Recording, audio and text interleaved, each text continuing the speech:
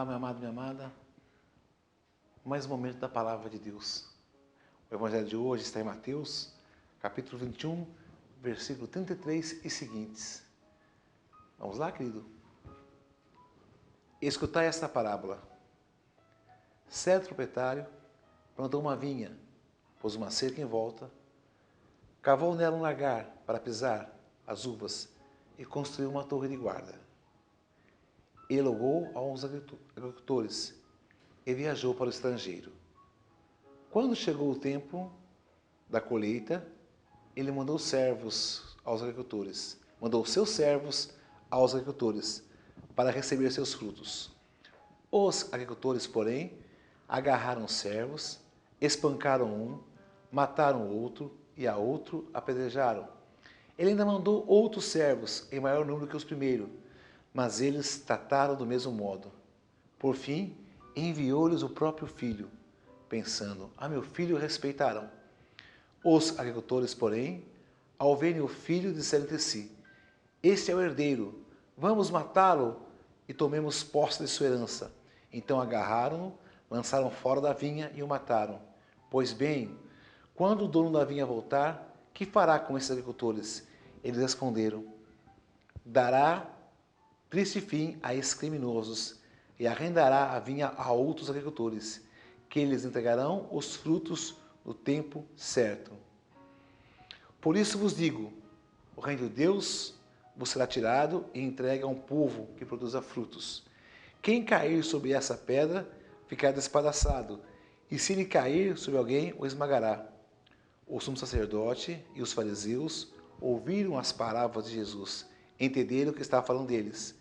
Procuraram prendê-lo, mas ficaram com medo das multidões, pois eles o tinham na conta de profeta. Palavra da salvação, glórias a vós, Senhor.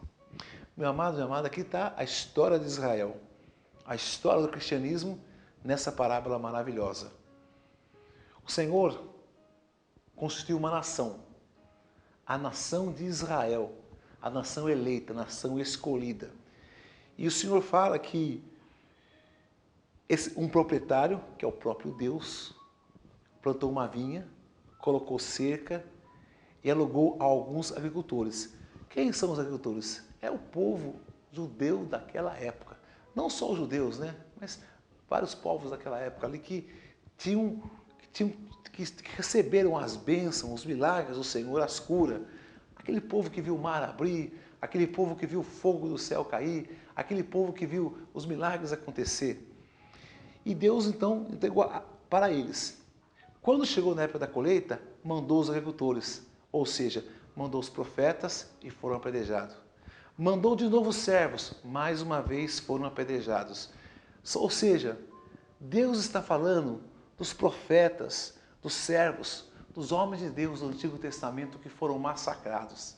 Eles foram cerrados ao meio, passados aos fios da espada, foram perseguidos, maltratados, tratados como lixo das sociedades. Paulo fala, né? Homens que o mundo não era digno. Mas aí o pai pensou, vou mandar o meu filho. Aí eles vão respeitar. Também não respeitaram o filho, mataram seu próprio filho. E morte, e morte, e morte, e morte de cruz. Isso parece uma história triste, uma maldição, mas, amado, na verdade é uma bênção. É uma bênção por quê? Por causa da morte do Filho, do Pai, que é Jesus Cristo, que você tem vida, que eu tenho vida, que nós temos vida. O sacrifício do Senhor na cruz, por mim e por você, a sua vida, a sua encarnação, a sua ressurreição, é um grande presente de Deus para a humanidade. É que nos dá vida, é que muda a nossa história.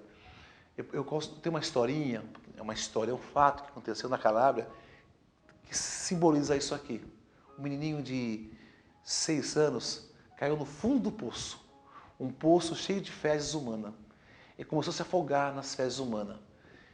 O pai viu seu filho se afogando nas fezes, o que o pai fez?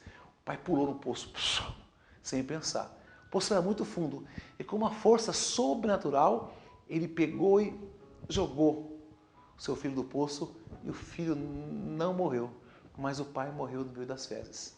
Amado, é isso. É isso que o Senhor fez para nós, para conosco.